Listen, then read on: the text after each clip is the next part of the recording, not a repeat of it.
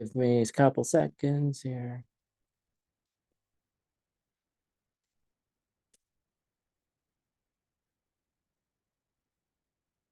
Give me a few seconds.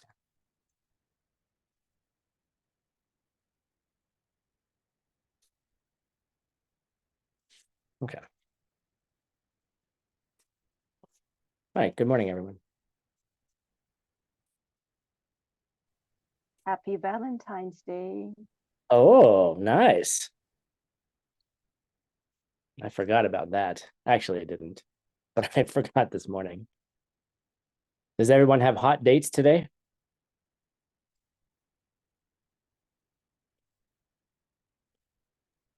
That's why Come he's on. here. Does anyone have a hot date tonight? It's already tonight in a lot of places. All right. Barbara has a hot date. Good. I have a hot date with myself. I have a dinner for two.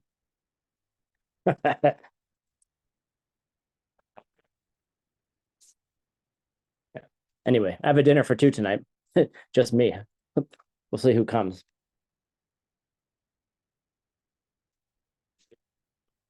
All right. So today's class has nothing to do with love. Actually, it has a lot to do with love.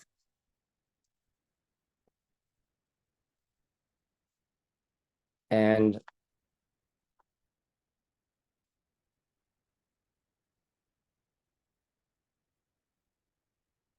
sorry, I'm just trying to connect the entire class to Valentine's Day. So give me 1 second, because that's your fault.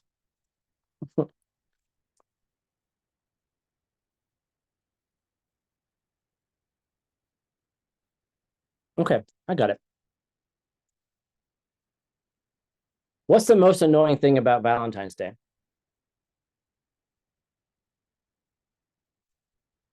And I'm not talking about, well, I'm talking about lots of things.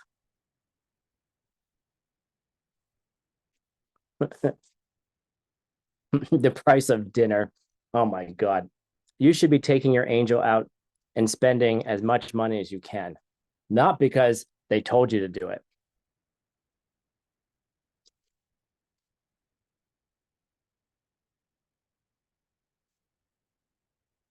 And I think for me, it's like, oh, so we have a special day that we're supposed to show our love for each other, right? For your special romantic partner, right? Feels like a lot of pressure, frankly. Right?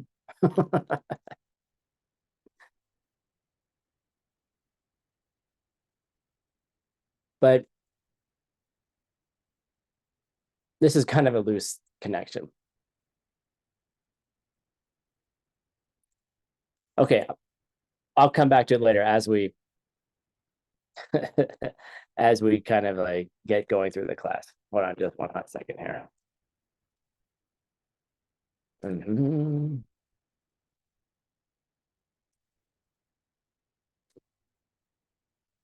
Okay. Today's class, maybe you guys can connect it to Valentine's Day. Today's class is really about the problems with our relationship to our own negative emotions.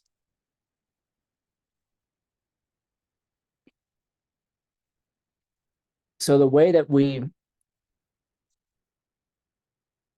navigate and experience our negative emotions, we'll call them kleshas, mental afflictions, whatever you want to call them.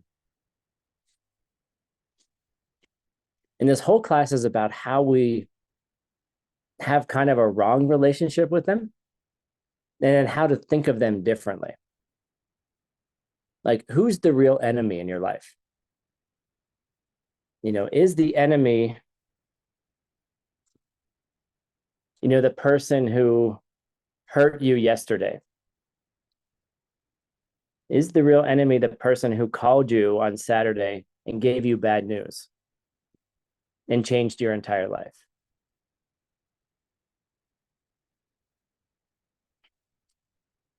Is the enemy Like,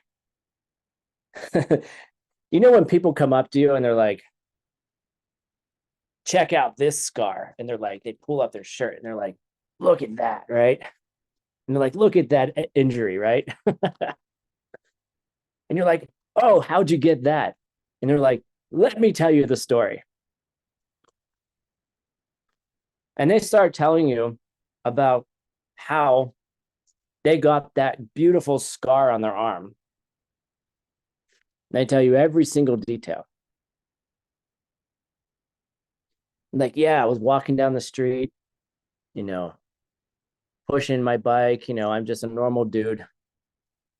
And all of a sudden, these guys just show up out of nowhere, right? And I thought they were just messing around. And all of a sudden, they push me and start punching me. And I start punching them back. And one guy pulls out a knife and he slices my arm, right? And I'm like, okay, you can steal my bike, right? Then you have blood down your arm and you're walking and it hurts. And, you go to the hospital and you get it sewed up. And then you got a big slash on your arm. And you tell everybody about it afterwards. And everyone goes, oh, that's terrible, right?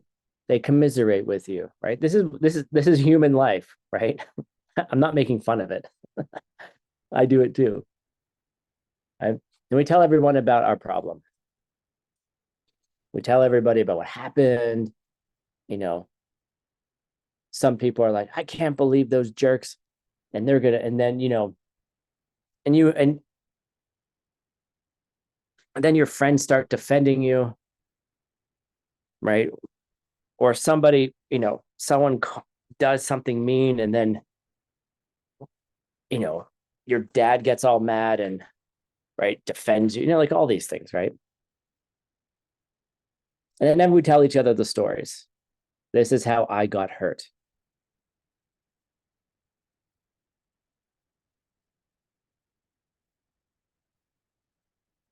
Like, yeah, isn't that's kind of what life is like in some ways. Like we tell each other stories about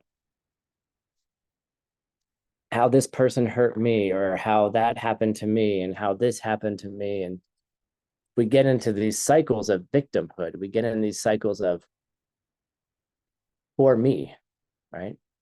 Or when something good happens, right? Even the same thing. Like, I can't believe it. You know, she finally responded to me. She finally is going to go on a date with me. Oh my God, we're going to go out to Valentine's dinner tonight. The reservation that I have for two people tonight, right? Finally, I don't have to sit there by myself and everyone just stare at the lonely guy in the restaurant. Finally, he has a date, right? And then you tell the person all about them, right? Oh man, they're so beautiful. They're so kind. They're so sexy. They're so intelligent, right? We just connected, right? We're so close. I found the one. I met the one, right?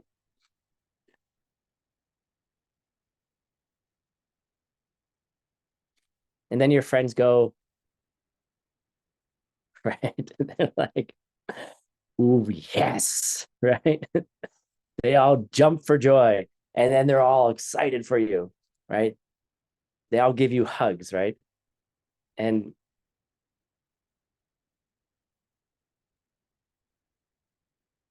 then you have your first fight with your partner, right? They're beautiful for a week, and then all of a sudden you're on the phone with them and you realize you have nothing to say to them. You're like, both of you are completely silent after a week, and you're like, that was weird. It was really great last week. Now I have nothing to say to you. What the hell happened? And then you call your friends. Something's wrong. We had a bad conversation last night. Well, was he just tired? It was 9 o'clock. His bedtime is before that, right? Was it you? Was it them? Was the conversation boring? what, and then it goes on and on and on, right? And we tell these stories to each other. Heroes and enemies. Today, we're supposed to celebrate the heroes and heroines of love, right? Some of us have hot dates. Some of us are going to go sit in a restaurant by ourselves. Some of us are going to be like, I'm going to an anti-Valentine's Day party. I'm like, oh, so you're going to go to an anti-Valentine's Day party on Valentine's Day? Isn't that just Valentine's Day? Like, what are you doing? A friend of mine, the other day, we were out to dinner, and I told her that I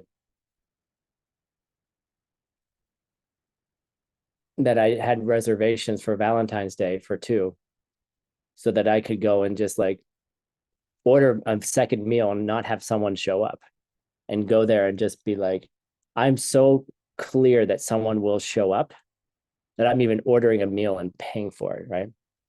And she was like, why don't I go to the same restaurant and do the same thing? And we'll be across the restaurant, and then we'll meet each other for the first time. Wouldn't that be a cool story for everyone in the restaurant? They see these two people sitting there by themselves, and then they meet each other for the first time on Valentine's Day, right? And my thought was, first of all, like, wow, that'd be really fun. My second thought was, wow, you hate Valentine's Day, yet you're coming up with this cool idea. Like, that's cool, right? And I was like, and my other thought was, I wonder if we would fall in love if we did that. We're just friends right now, you know? And then I started to create all these stupid stories, like, and that wouldn't be a stupid story, of course, but it would be like the stories that we create with each other and tell each other, right? Like, whoa, what are we doing? So the thing is, here's the thing. Who's the greatest enemy, right? The stories that we tell each other is, oh, my coworker, I can't believe my coworker did this. Want to go outside? I know it's cold still. My coworker, I can't believe they did this. I can't believe they went behind my back. I can't believe they made up all these stories about me, right? It's the same conversation you have every day your partner comes home, like you're cooking dinner. Oh, honey, how was your day? I can't believe blah, blah, blah, blah. I can't believe this. Oh, we just got this job today. We did that. Okay. Get it? Right? It's the enemy is not your boss. The enemy is not the person who slashed your arm when you got your bicycle stolen. The enemy is not your partner or your person you met last week that you're no longer interested in because they got boring after 5 days, right? That's not the enemy, although we make it the enemy. And that's the big challenge.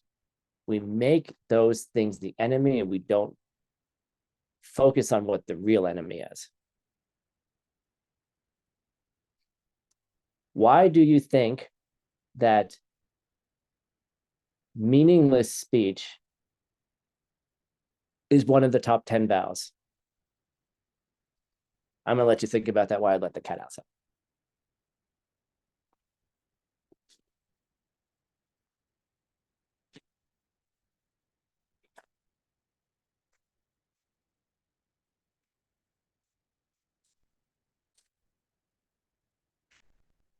Why do you think that is? Don't engage in meaningless speech. Don't engage in gossip.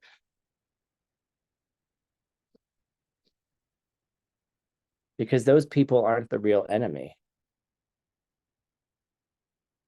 But we make them the enemy. In every battle, there's enemies and there's friends. The people on your side and the people against you. And all that talking just creates yous, me's, and them's, right? I'm not saying don't tell stories. It's not what I'm saying. I'm not saying don't come home from work and tell your partner about the shitty day you had. That's okay. Look for the support. Look for your friends. I'm not saying any of those things. But what I'm saying is, who is that enemy? What is that thing that's actually causing that crappy experience you had today? Who is the enemy that, if you want a partner, right, that's keeping you from having a hot, sexy date dinner tonight? Okay. Should I go on to Tinder? Should I go on to this site? Should I go to the cafe? What should I do? What should I do to get a hot date tonight? What should I do to get love? What should I do to avoid not love? What should I do to avoid fights and disagreements or boring conversations? Right? What most people do is they just get themselves into the cycle of like meeting people and never really feeling satisfied. Or they're just into a habit with their partner and it's not interesting anymore. Whose fault is that? Where's the actual enemy? Right. By the way, I don't hate Valentine's Day. If anyone cares. I'm going to go take myself out on a hot date tonight, whether someone comes with me or not.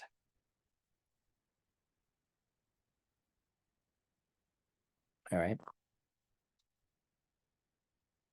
So where is this enemy, right?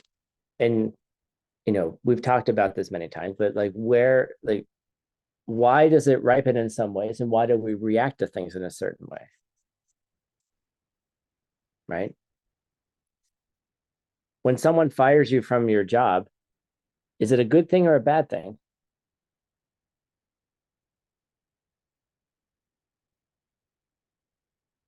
Huh? I don't know.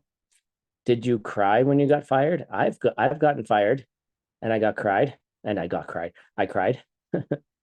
Right? Or maybe maybe they were doing you a favor, right? Maybe you wanted to leave the job and they let you go first.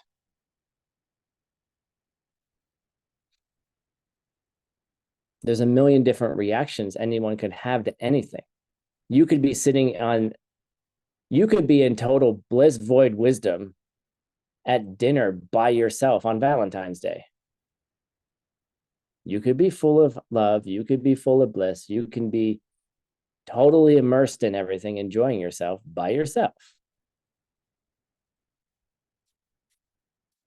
Right? There's no reason why you have to be with someone. Do you know what a headache it is to live with another human being? Okay, see? Is it a headache to live with somebody else, or is it bliss to live with somebody else?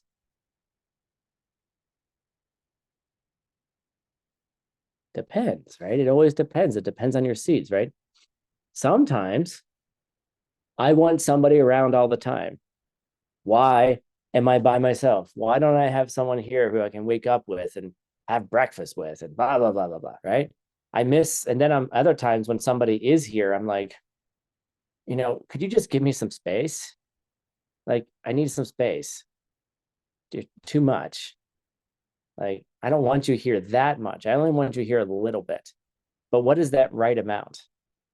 You ever been in a relationship like that? Where you're trying to figure out what the right thing is for that person and you can never get it right? You're trying to figure out what they want. Oh, did you just get a kiss, Barbara? Did you get a kiss goodbye? She's got a hot stud for Valentine's Day. She's our example. Right? Like, what is the right amount of time? I can handle you for 5 minutes, but 6 minutes is too much. I only want you to talk a little bit in the morning. If you talk too much, then I'm going to get annoyed. But I want to connect a little bit. You know, you have wants and needs. They have wants and needs. They're probably like, I want to talk for 10 minutes about my stuff, but you only want to listen to 5 minutes. That's not fair. You know, what? So all of these things I'm trying to point out, like, those things aren't good or bad in themselves. Having someone around all the time or being by yourself all the time. Like, which one is it? You know, can you be happy by yourself? Maybe.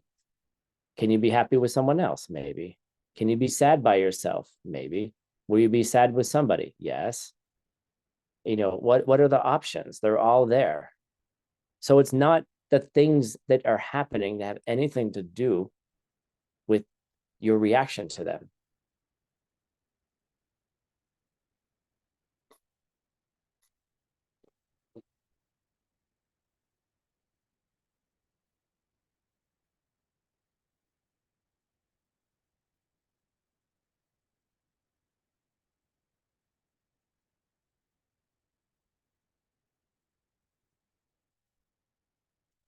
My house is just turning into a zoo. There's a big spider on the wall over there. I have 3,000 ants living in a plant over here because it's still cold. I have 3 cats over here. This is great. So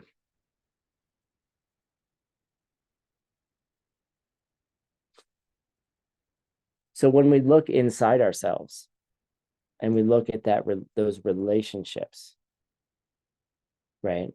And we understand that those things aren't the cause, right? And we can point them out. But I guarantee you'll go talk to somebody about your enemy of the week. Who is your enemy this week? Who fired you from your job? Who slashed your arm? Who said something mean to you today? And then you go find someone that you want to talk to about it. And yes, go talk to your friends about it, but understand why you see it that way. And it changes the flavor of what the point of that conversation is.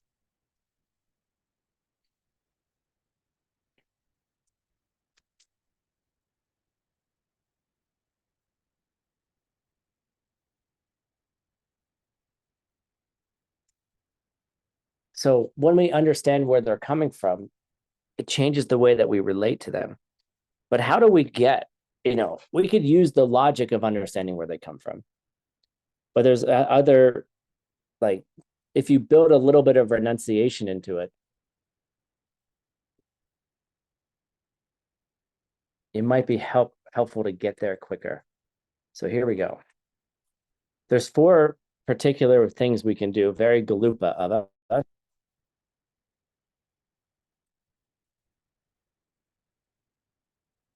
Of how we think about how our negative emotions actually hurt us. Right? How are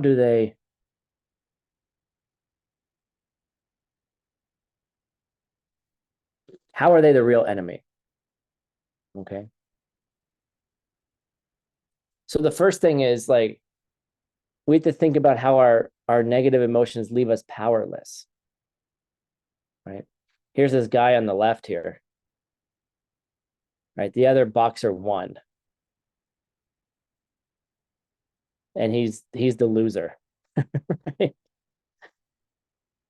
And that's the thing, is that our negative emotions leave us entirely powerless. We become victims to the things that happen to us. Our boss fired us. Our partner had a fight with us. You find certain things about your partner annoying. You find certain things annoying about being by yourself, whatever it is. They leave us entirely powerless to do anything. They just consume us.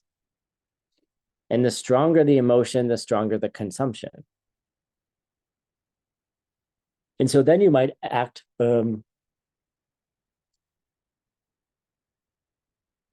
You might be like, your anger will arise so strong, and then you'll start yelling. You'll start yelling at the person who you're upset with to regain the control. That's why we normally yell. We want to regain control of something.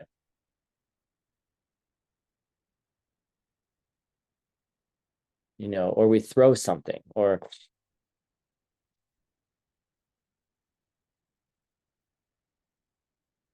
different ways of regaining control. Maybe it's go off by yourself and cry on the couch. Or maybe your body has mechanisms to navigate emotions, like body pain. Like, how much pain in the body is related to a negative emotion? Does your body hurt when you're avoiding pain? Right? That makes you feel powerless. My body does that. When I don't want to feel something, my back will start hurting for no reason at all. And that pain will be just enough that I don't have to think about the emotion. Either way, it's still a negative experience.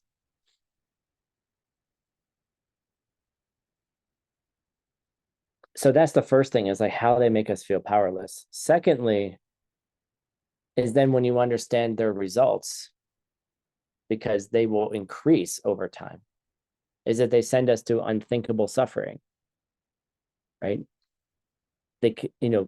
Mental afflictions, negative emotions grow when left unchecked.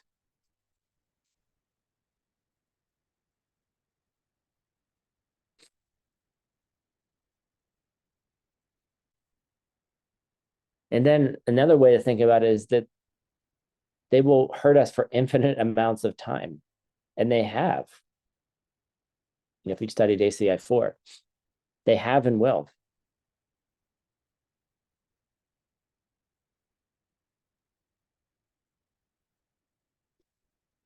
And so they continue on like a clock that never stops turning. And then the most nefarious one, and this is the one you really need to look at, is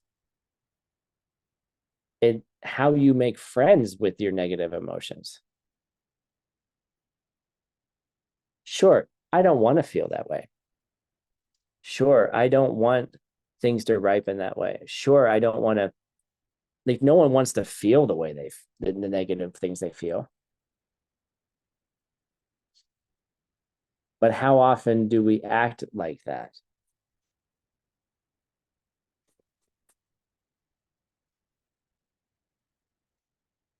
Right? How often do we act like that? How often do we make friends with our negative emotions?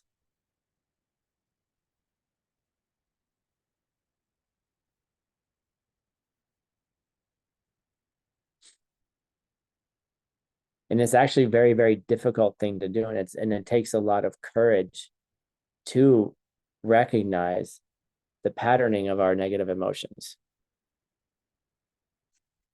If we feel the same thing over and over again, and what are we doing to feel better? If your pattern is crying, okay, for example, by yourself, you normally feel better after crying. Like you release some kind of emotion. But did you do anything to change the reason why you started crying in the first place? Did you do anything to understand the nature of what triggered the crying? Did you understand the nature of what triggered the anger, or triggered the yelling, or triggered the loneliness?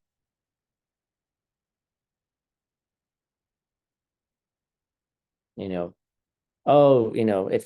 you start doing any kind of psychological work or parent wound or trauma work, you can go into those spaces,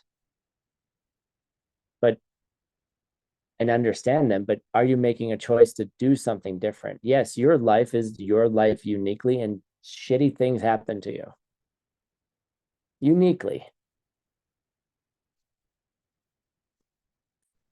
And that's, and that's the story of our life. And it's not a bad thing to tell those stories. But how much power do they have over you? And how much power will they continue to have over you? So if you're choosing not to change, you're choosing the story.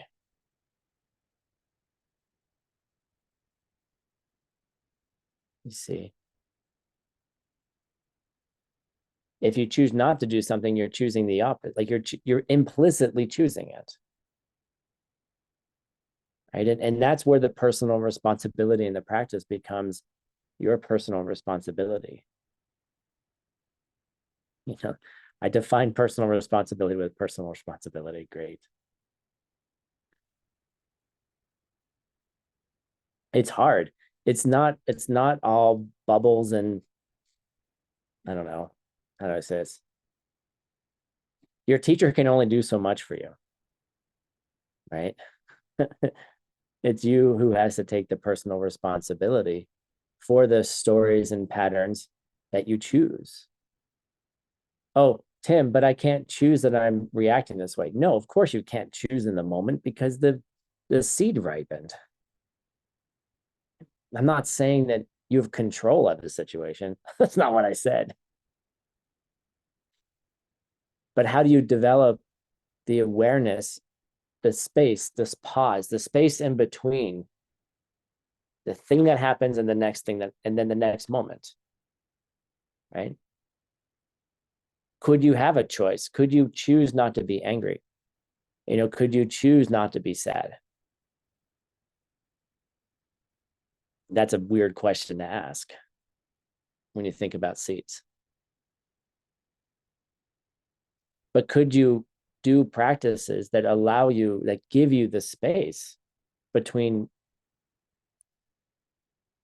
input and output, right?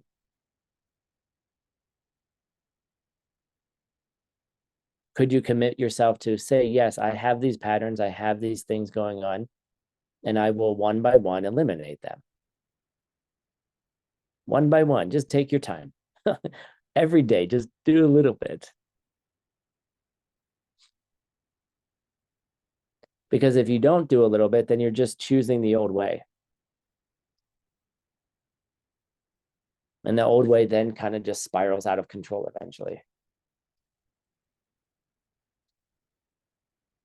And that's why we learn all of these practices, because bit by bit, they start chipping away at all of those old patterns, those old emotions, those old friends, right? They're like friends, but they're not really friends, but they feel like friends. If you act in a certain way and know that pattern long enough, then you're just, maybe it's just a neutral friend, but you know it. If you start down a certain path, you're going to feel a certain thing. You're going to feel a certain way. It's called the wheel of life, for one thing.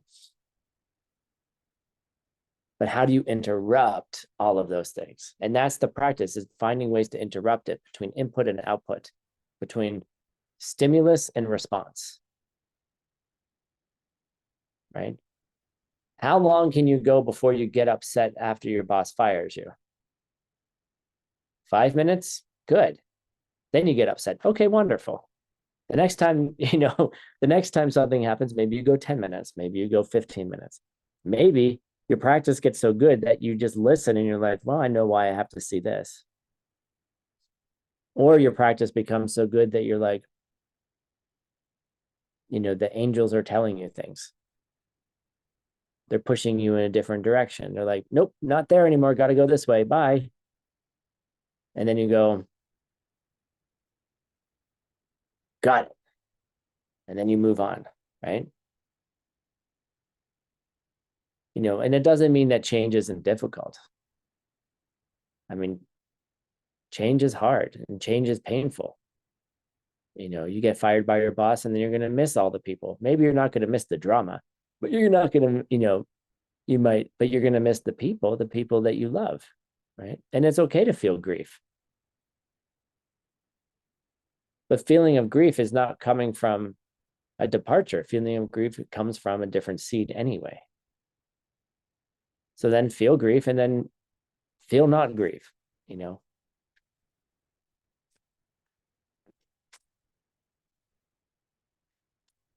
So in Buddhism, the definition of a klesha, a definition of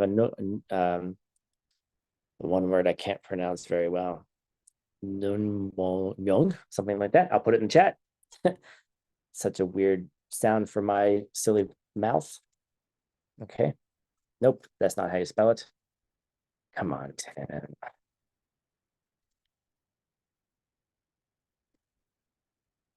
Oh, I spelled it right. I did.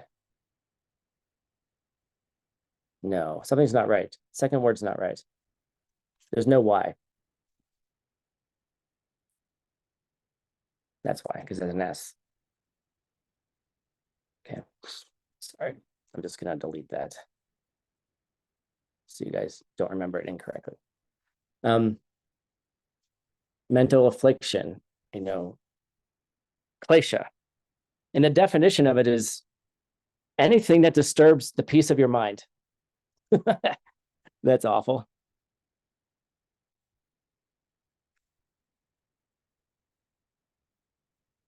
You know, technical definition, a mental affliction is a mental function whose type is to ruin the peace of the mind that it's associated with. Okay, that's very technical. Understand that anything that disturbs the peace of your mind is a negative emotion. And our goal is to remove all of those and have the courage to do it. You know, understand that they are your enemy.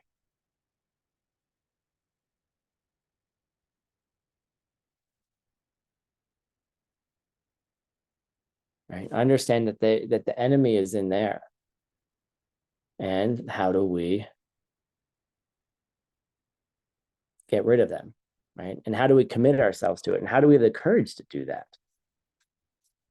You know, and it's not just, you know, if you're still here, you know, I love how these classes start with like 200 people, and then it goes down to 150, and it goes down to 100. Now we're at 86, right?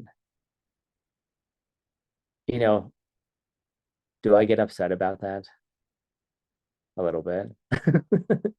Do I feel like I've failed people? A little bit, maybe. But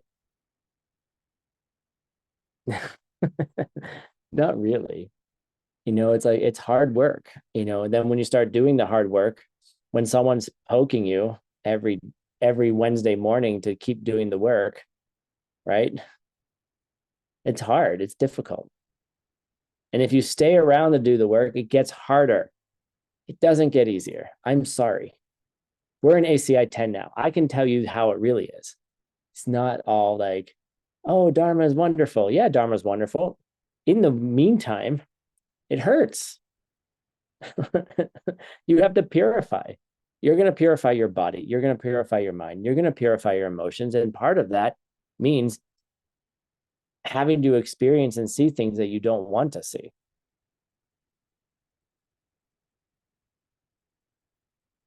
To be able to see the things that you do want to see.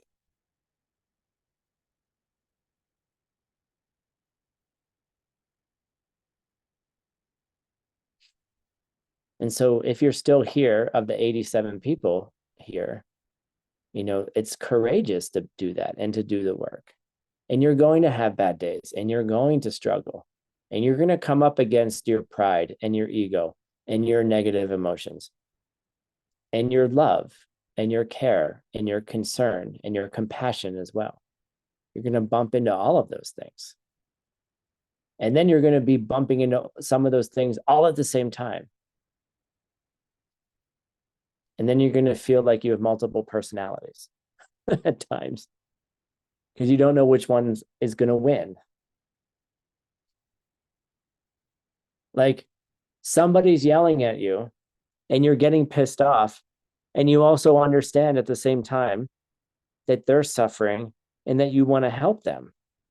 Like you're in the middle of like, you're just like, wow, what do I do with this? That's the battle. That's the way you fight it. That's how you get there. You're like, and eventually you're just like, the person's yelling at you. See, where do you live? I don't know. Grand Rapids, Michigan. Grand Rapids, Michigan. All right. Got some, felt like you were from the United States. I don't know why. I don't know if you're from there, but that's where you currently live. But yeah, it's that thing. It's that like, and then you're just helpless and you're just like, I don't even know what to do. And then you just shut your face. Like you just shut your mouth, your face hole. One of my friends calls it a face hole. I love it. Now you just shut your face hole and you're just like, I'm pissed off and I want to care for you at the same time. What do you do with that?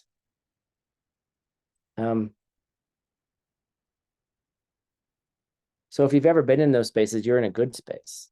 You're in the practice. You're in the weeds. Because you're winning the battle against those negative emotions. And when someone yells at you and you cannot, how to say this, and you don't have this same reaction, the only thing that arises is wanting to do something to stop the yelling, not because you're a peacemaker or because it's your trauma response, but because you just want to take care of them and you have no other thing going on. Then you're doing really well. And you might be able to do it yesterday, and then today you can't. That's the best part of this. Seeds yesterday were awesome. Today they sucked. And you got mad. And you just keep going. So what are the main enemies that we have to look at? One of the things with seed planting that's when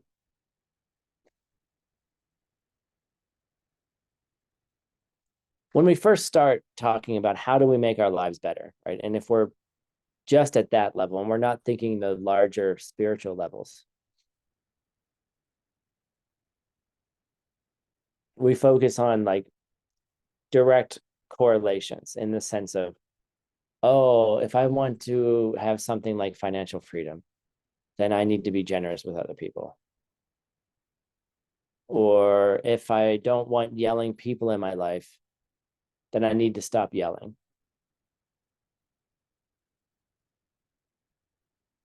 Or if I don't want to keep going on Valentine's dates by myself, I should visit my lonely old man who rents the apartment from me next door more often. Right? Provide companionship to other people. If it bothers me that I don't have a Valentine's Day date, okay. I didn't say it did bother me. If it does bother me, right? By the way, if anyone really wants some supercharged seeds, go to your nearest nursing home and go play bingo. Almost every assisted living has a bingo day. All right, go play bingo. It also could be the seed to win the lottery too. Just saying. But go hang out. They just opened up finally after 4 years of COVID, which hasn't been that long, but they opened up, you can go back to the assisted living down the street and play bingo with the old people, right? If you want companionship, go provide companionship. That's great. And you should do those things. And if you want to start like making your seeds more powerful and more comprehensive, meaning, yeah, I could do the companionship thing. That's great. I could go and be generous with my money, which I am. But if I want to make those seeds more comprehensive and more powerful and more far reaching, how about that? You could be working at the level of the general afflictions. So then the individual afflictions don't have to be dealt with. right? You could work on your anger. You could work on your loneliness. You could work on all of those things. And those things are workable, especially if you have a constant pattern of, my pattern used to be I would feel lonely, and then it would somehow loneliness would turn into nobody loves me. Okay. Those two things became equal, right? I'm lonely. Why isn't there anyone here right now? Why don't people want to hang out with me? Why do people break up with me? Whatever, right? Equals Tim's not lovable. Okay. Which is a stupid thing, right? Go talk to all your friends, and be like, I feel so unlovable, and then watch them get pissed off at you because they love you. They're like, you're the stupidest person. You're such an idiot. We do love you. And I said, no, it has nothing to do with the fact that you love me. I just feel unloved. And they're like, that doesn't make any sense. And I'm like, I know. And it doesn't mean I want you to love me more or that you're not doing enough with your love. Your love is great. But your love isn't what's creating a feeling of love inside of me. And then most people that's when most people really walk out the door. Because now you're accusing them of all these things. And you're like, no, it doesn't have anything to do with you. It's my seeds. I have seeds to see someone who loves me. And I also have seeds to not be able to receive that love or truly feel it or connect with it.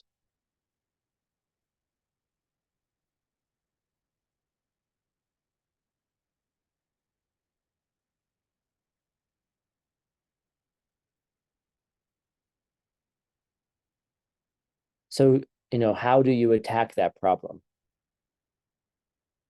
Right? I have plenty of friends who love me. I have plenty of people in my life who shower me with love. Yet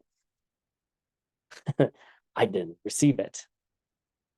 It was like I was a transparent ghost and it would just flow through me. Like it never would stick. Like I couldn't experience it. I didn't welcome it or whatever it was. I could sit on the psychology chair and tell you all about it someday. We can. And if you listen to my classes, you probably have heard it. Okay.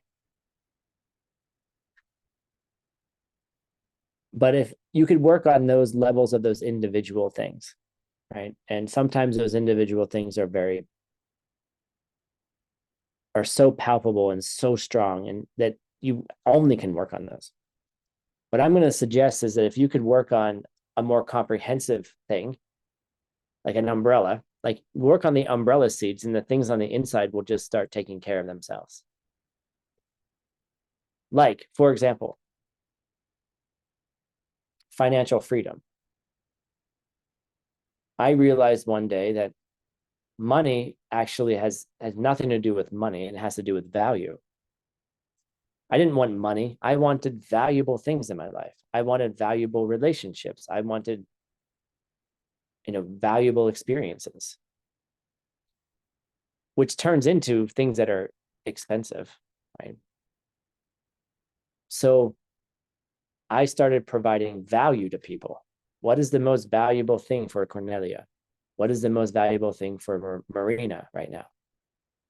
Right? If someone runs in the door right now, that's what I always say. If someone comes in my door right now after running a marathon, do I hand them $1,000 or do I hand them a protein bar? What do they need? They don't need $1,000 right now. They need a protein bar and they need some water. They need their muscles massaged, right? That's what they need right now. That's the most invaluable thing for them right now. So what started happening for me because of this practice is that when I needed things, I got the most valuable things. And I'm not talking about cars and houses and things like that. I'm talking, or a bank account. Like when I think I told you guys I'm having this weird double vision thing, right? Guess who found the best doctor in Arizona who knows about this particular thing? How long did it take me to find this doctor? 2 minutes. Technically, I shouldn't have been able to even go to that doctor because I haven't gotten all the testing done yet. And they were like, I just wrote them an email. Like, who emails a doctor, right? I was like, I need help. And they're like, okay, give us your insurance card. My insurance company is like, okay, you need some help. Some people have insurance, you know, and then they can't see a doctor, right? I get to see a very highly specialized doctor who focuses on the neurology of vision, right? It's a newer specialty, right? So that's valuable to me. Not, I could have $1 million in my bank account, but that $1 million isn't going to solve my vision problem, right? Right? I need something valuable. I need something differently valuable. So if I work at the level of value, then I get valuable things.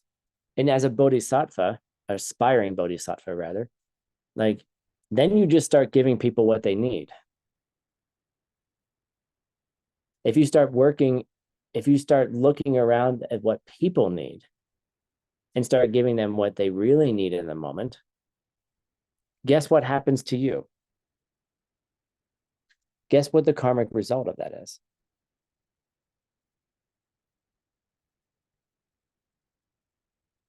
Right? You get the things you need when you need them.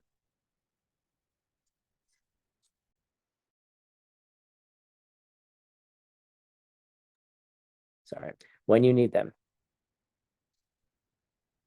You see. So then you don't have to worry about, do I get a partner? Do I get the money? Do I get the health? Do I blah, blah, blah, blah. Do I get the job? Focus on just giving people what they need. Then when you need something, it just appears. The karma of that is different. Right. But you have to start smaller, right? We have to start with understanding like how karma works, and then you start building that foundation where you're removing the doubt that karma works, and then you show up and you're like, well, shit, I'm just going to take care of people and what they need, and I'll be taken care of when I need it. All right. And then we have to fight our mental afflictions around that. We have to fight the things that get in the way of taking care of other people. And what are those things? Here they are.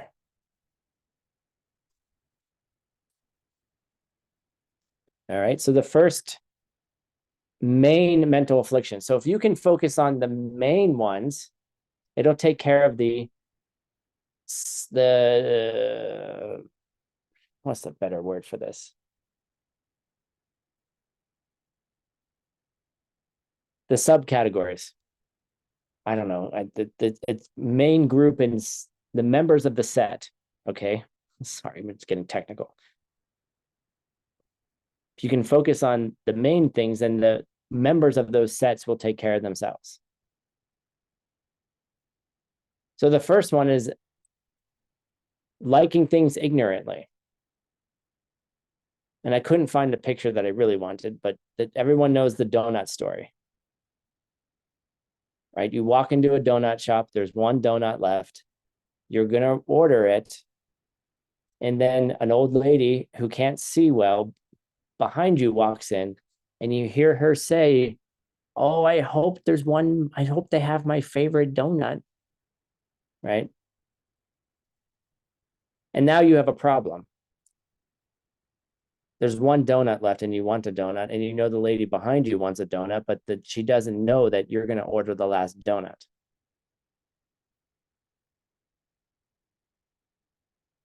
Right?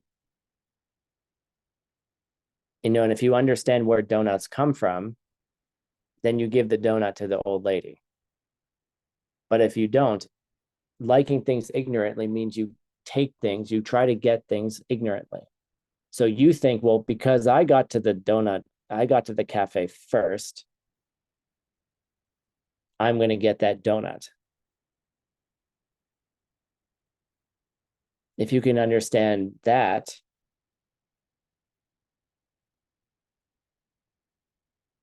negative emotion, that's a mental affliction. And you can start working on that. That'll take care of a whole host of other problems. What do you think the second one is? Disliking things ignorantly, right? You don't want things. I don't want the pains in my body. I don't want the pains in my back. I don't want to be lonely. I don't want to go out to Valentine's Day dinner by myself. And I get irritated about it, right? Understanding all of those things, if you can understand that, trying to get rid of those negative experiences ignorantly will create, ignorantly meaning not understanding where they come from, meaning not working at the level of seeds. So if you can put all of your negative emotions into categories, then you can deal with them as a category, not as an individual thing.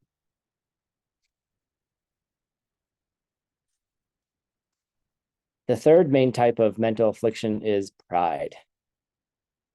This guy's looking in the mirror and he loves himself. He unbuttoned his shirt. He's looking at his body. He's like, I'm awesome, right?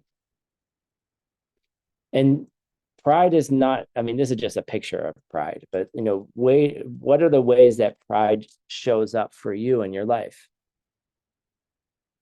Where you think you're better than other people.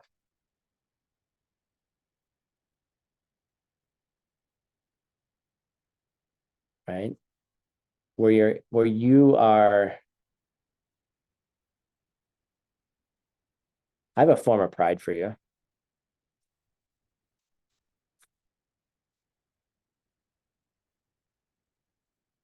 One of the reasons that I procrastinated and I would wait to do things, I realized it.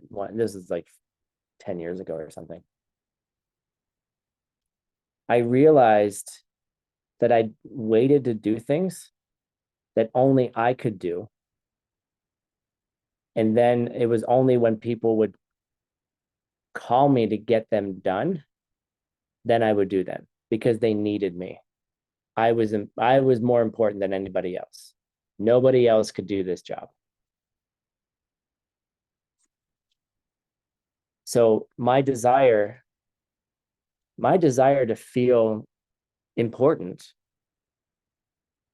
would be, yes, I'll take on your project. I'll do all this work for you. And then I would delay to the point where, oh, someone just got a kiss. Another Valentine's Day kiss. That was sweet.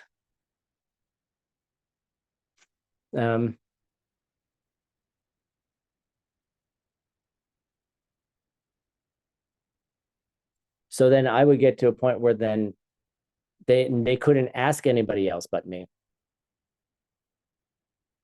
Like they couldn't give the job to somebody else. They had to give it to Tim. And Tim was delayed. And Tim was, causing them stress and anxiety. Then Tim came through to beat the deadline. Right? So I wouldn't do things when I should have done them. So then I could feel, so other people would be in need of Tim's services, Tim's work.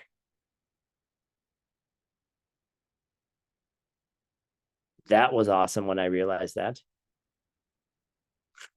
That was really awesome. Right. Then I started working on it. Right. Because feeling important in other people's eyes or like has nothing to do with whether you do things on time or not. Right. But there was a pride in that. It was a negative pride. You can look at it. You can look at that in your own ways.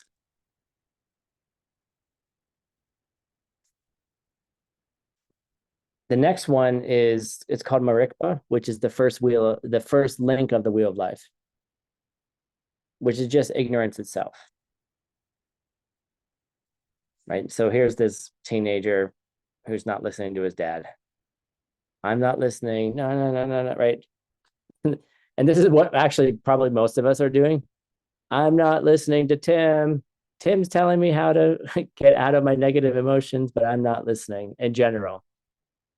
Things are still coming from the outside, not coming from seeds, right? That's what ignorance itself. So ignorance, if you work on the level of ignorance, then you don't have to worry about ignorant pride or ignorant liking and ignorant disliking. Because ignorance is the first link of the wheel of life. But usually by the time we get to the donut, it's too late, right? So we have to reverse engineer it. But just general ignorance. The next one is doubt, and it's mainly doubt of the path, but it's doubts that arise in you that maybe it's not possible to do this. I'm not good enough. I'm not good enough to become a bodhisattva.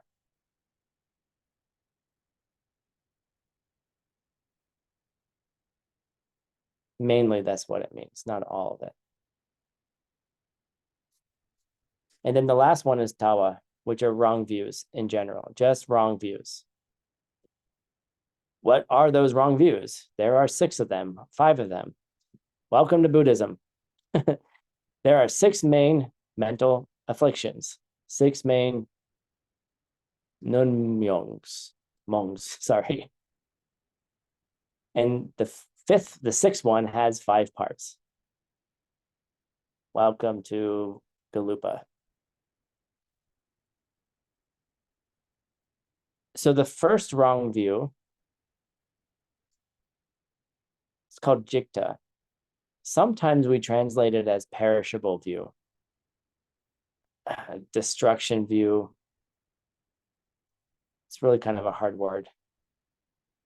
But what it means is that it focuses on the parts of a person, and you think those parts are self-existent. And so I found this picture that takes apart a camera.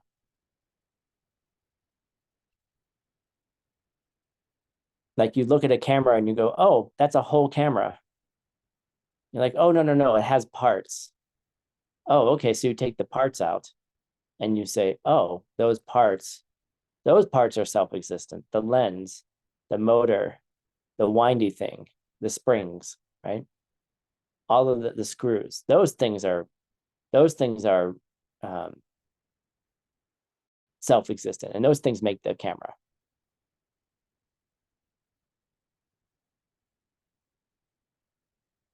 But we know that each of those things are not self-existent either, because the parts have parts, and then the parts have parts. And what parts make the whole? Like, at what point does a part make a whole?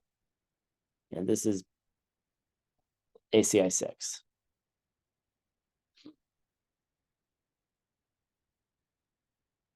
So that's the first view, that the parts of a person are self-existent, like your heart or your back, or even the things that you have in your life, the people you have, me and mine, the mind stuff.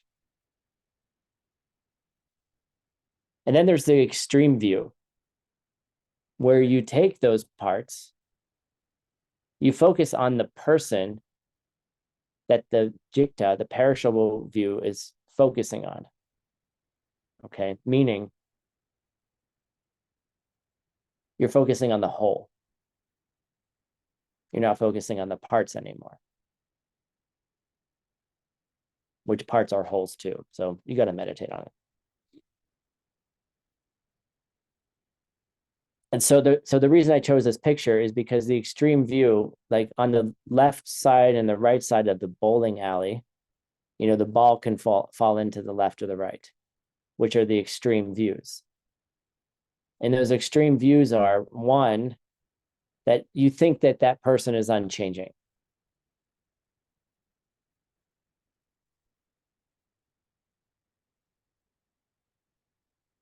And we typically deal with people in this way, or even ourselves, that we're not changing. And then if you say, well, actually, nothing is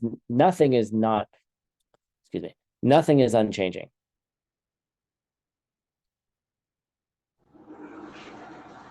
So that when you say, oh, well, every person is changing, they're always changing, right? And so then what happens to some people's view is they say, well, if things are not unchanging, then they're not existent. And those are the two extremes.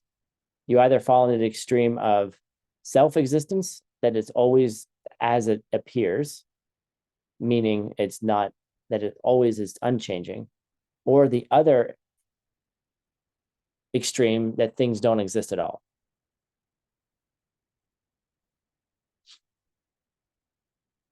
And then you can meditate on which one usually comes after the other. The third wrong view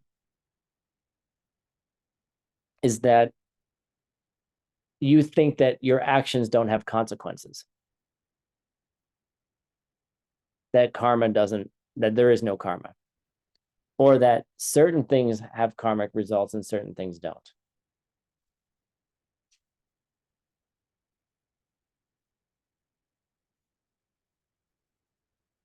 One of the things that part of this wrong view is also that past and future lives don't exist either, which amounts to saying that cause and consequences don't function.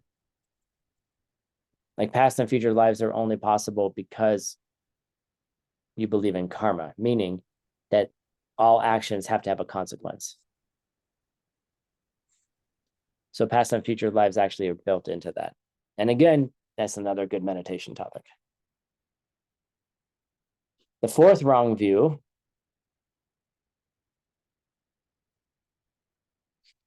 is that your view is the highest view.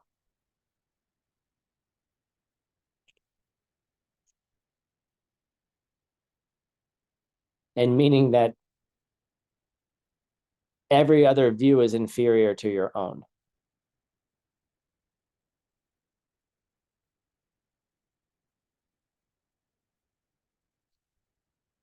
And this is a hard thing to navigate. What does this mean? And even what does it mean in the context of Buddhist philosophy?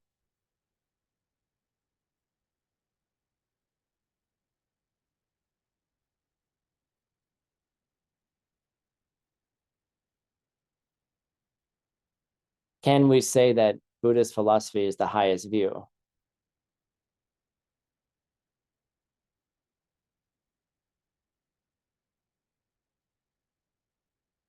Well, Tim, then why are we having this conversation?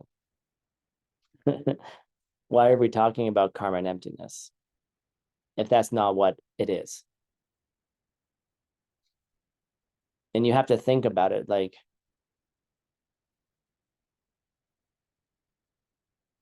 and I'll just say it quickly, and then again, you can meditate on all of these.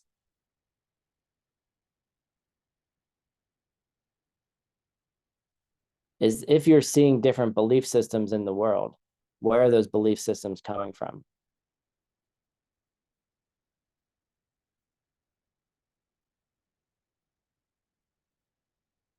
And do those other belief systems have the capacity to help people? And if they do have the capacity to help people, are they wrong?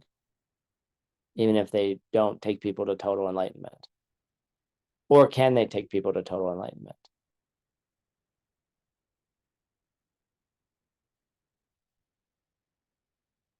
Somewhere in there. Somewhere in there. And the last wrong view is that certain kinds of morality or extreme practices, ascetic practices, are the highest practices. Like walking on fire that will make you enlightened, or that doing certain kind of spiritual practices that hurt you are the best ones. Things like, the example we classically give is like, hold your arm up in the air for like 10 years and then you'll become enlightened. Those kinds of mistaken ideas, that if you stand on fire, then you'll see the depths of emptiness or something like that.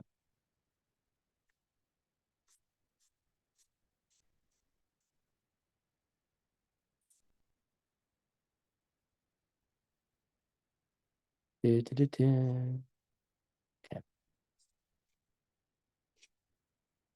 So the main point of today's class was, we're not completely done yet, but the main point is we have some ideas in our minds about how we're going to get things that we want. We have certain ideas how to do that with seeds, with karma and emptiness.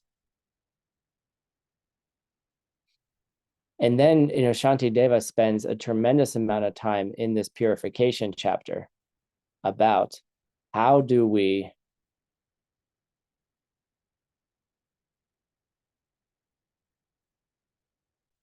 attack those mental afflictions. How do we become, it's almost like, how do we befriend them, even though we're not supposed to befriend them? How do we befriend them in such a way that we can eliminate them? How do we get to know them so well? How do we get to know their nature so well that we can basically get rid of them? Because anything that disturbs your mind is one of those things.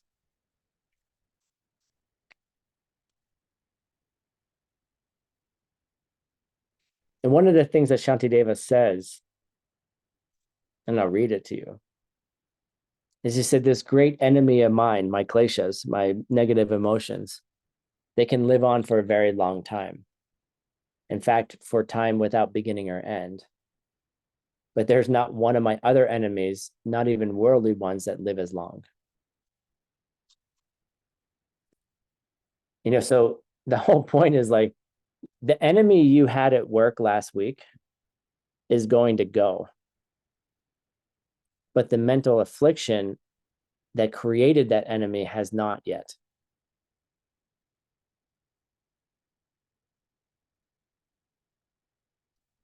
Like, I remember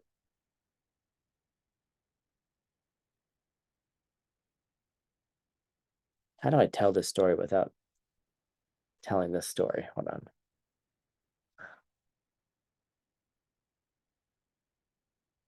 Okay, so in one of my jobs, we had a person who was very, very difficult to work with. Very, very challenging. Very talented person, but also very angry and hurt a lot of people. And eventually, over time, this person became more and more unhappy and then decided, I knew this person was going to leave. And let's pretend their name was, I'm trying to think of a name of nobody that I know. Their name was Jacob. There's no Jacob here. Good. Okay. Their name was Jacob. All right. And Jacob, nobody liked Jacob. In fact, Jacob was really a mean person, hurt a lot of people. Eventually Jacob decided it was time to leave, and then left. And we were all happy. Oh my gosh. It was like, when you have the company party, when someone who's been there for like 10 years and everyone celebrates and gets them a card and they get a cake, and we had our separate company party after this person left, where we were actually, it wasn't like, oh, it's so sad to see you go, good luck. Everyone was like, yes, like they were happy the person was gone. because they were awful. They were just an awful person to work with.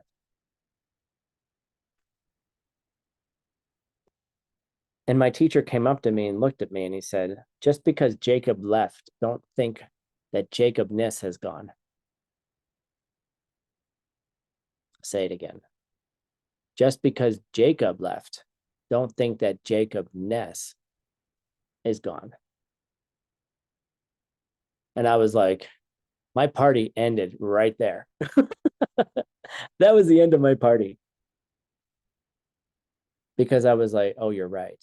Just because the person left doesn't mean that the seed for that behavior has left. You know, and that's where like your temporary enemy left, but did the seed for what brought out Jacobness, did it leave? No. And certainly hasn't left. And I've seen it in other people. I've seen, in fact, I've seen it myself. So the whole point is, yes, Jacobness is an example. Jacob is an example of Jacobness. All right. The quality of Jacob is in Jacob. Get it? But it's not Jacob himself, the person who's out there. It's nothing to do with that person.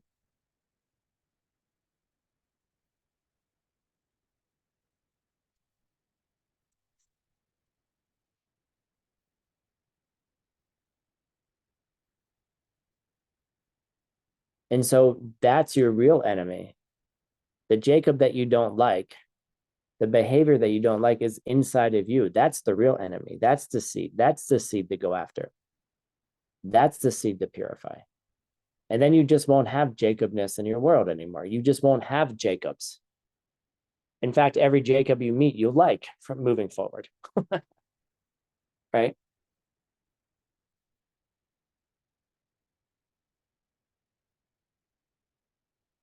And so the whole point of this class is, you know, the reading is beautiful, by the way. Please go ahead and get and read that. Read the deeper descriptions of this. And can you start recognizing the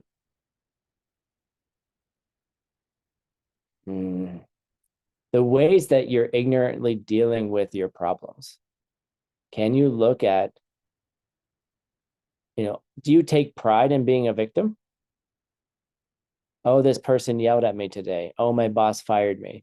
Oh, Jacob was such a jerk to me again. Or are you using those moments as a way to clarify, to change the world that you perceive? Because maybe that's the last time that you're going to have Jacob arise in your life, and the seeds are related to that.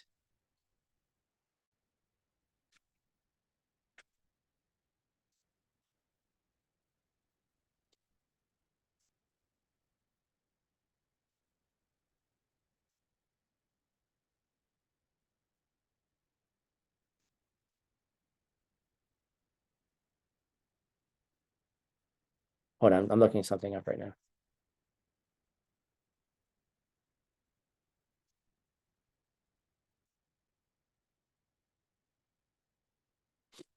And finally, what Shantideva says. So just like this is, you know, think about, you know, anyway, what Shantideva says is just like the fishermen, butchers, farmers, they're willing to endure all kinds of difficulties and harms, like the cold, like the heat.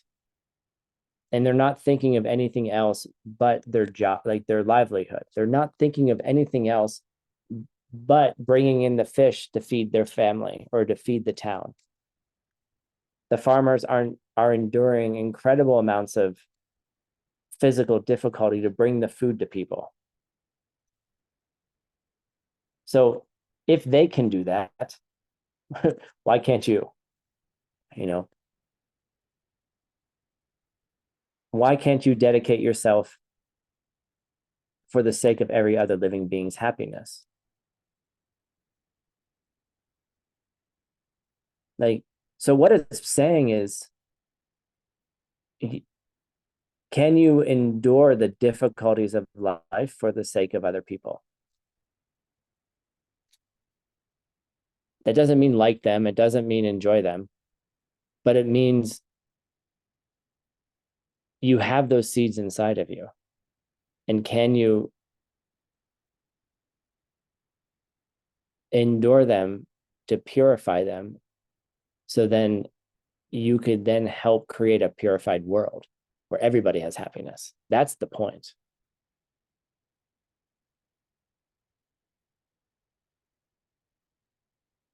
Is it possible that when your boss calls on Saturday and fires you in a totally ignorant way, and I mean ignorant in a general sense, in a completely wrong way, and can you just see that as, well, that's the last time I have to see that?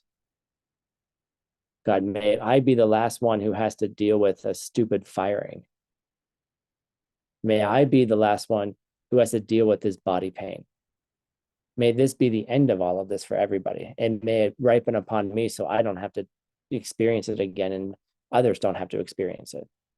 So then your reaction to it changes, so you don't have to replant it.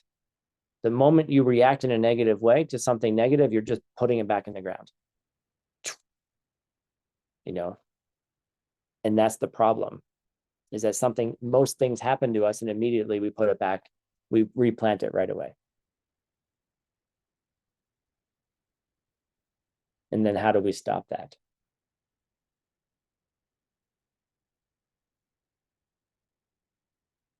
And Shantideva also is very clear about,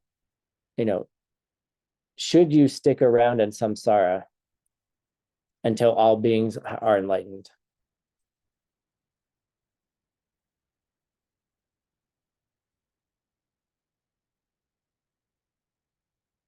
And he says it would be an idiocy to hold on to your mental afflictions just to purify other people's mental afflictions. Get rid of yours first. Lead other people there.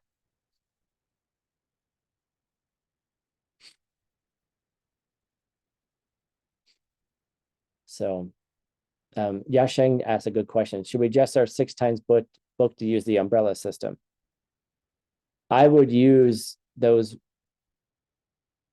I would look at the vows from the point of view of those major mental afflictions.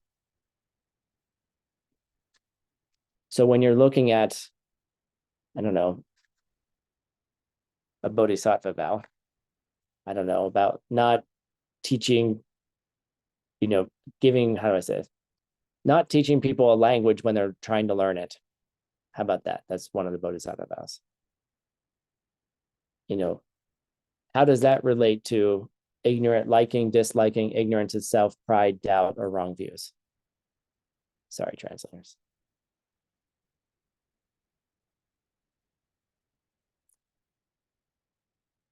You can start looking at the different commitments that you have from the point of view of those major mental afflictions. That's how I would do it. Because those are activities that you're doing in the day-to-day world, and then you're not looking at them from that point of view. You're not looking at them from the point of view of an affliction. How about that?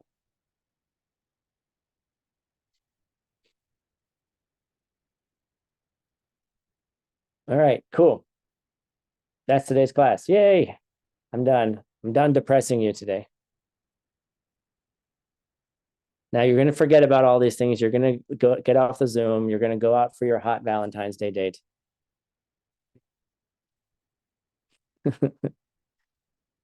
But understand, if you have a hot date, how did you get a hot date? And that'll make your date hotter. I'd leave you with that. All right, happy Valentine's Day.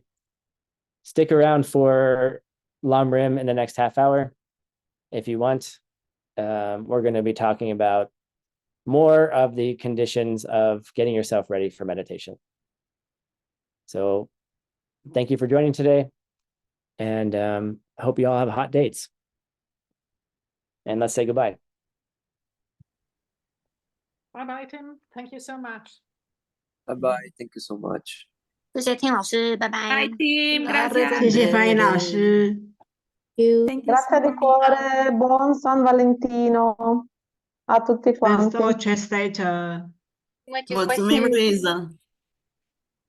Grazie 谢谢 Tim mille. 老师，谢谢 Gracias, 老 maestro 师， Chao, Tim. chao. Quédate, por favor, sigue 谢 enseñando. 谢 Tim 老师，等下见哦。 Tim, thank you, Katie, for translating. See you later. Thanks everyone, bye.